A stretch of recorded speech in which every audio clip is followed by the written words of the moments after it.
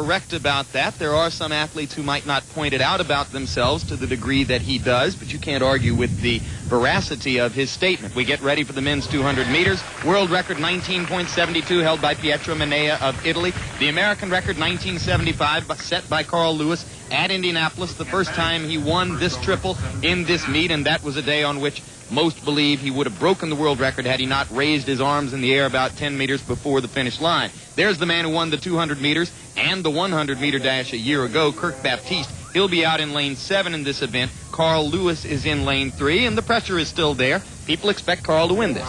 The pressure is very, very strong because Carl came here for the triple, but a lot of things happened that he didn't count on. He had to take 5 attempts in the long jumps. That's 5 all-out 60-yard dashes. And he mentioned to me when he was warming up, just jokingly, boy, am I tired. It wasn't too much of a joke because he barely qualified just an hour ago. So the pressure in the last hour has really increased. Kirk Baptiste, who won this last year, is in a much better lane, lane 7, than Carl is in lane 3. And the field is loaded.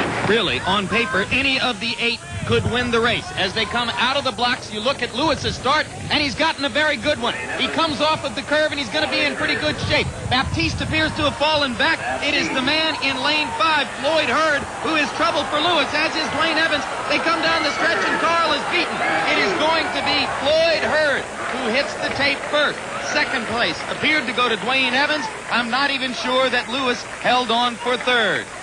Well, Carl certainly was well beaten, and Floyd Hurd, along with Roy Martin and a few others, were mentioned all season as this young freshman in college, sophomores in college, who had the ability to beat Carl Lewis. The place is absolutely silent right now because I know, as well-versed as they are in Eugene, 90% of them are saying, who is that guy? Who is that man? That He's 20 years old, from College Station, Texas. He's a freshman at Texas A&M. He won the NCAA title in this event 2 weeks ago. Now he has the U.S. Outdoor Championship to go with it. There he is in the blue singlet with the orange shorts. Carl was still in the race, even with 50 meters to go, but that's when he started to tire. That's when all of the strain from those long jumps really came to sit on his shoulders. And we look back now at him being booed in the Olympics, and he's really vindicated because he knew what he was doing when he passed. He didn't pass here because he was losing. He ran all those, took all those jumps, and it showed in the 200. But we can't take away from Floyd Hurd's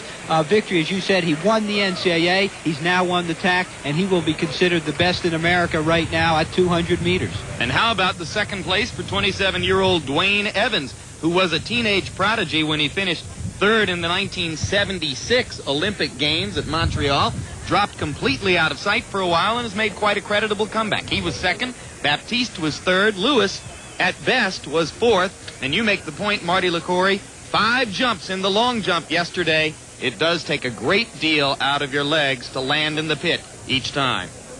In the javelin,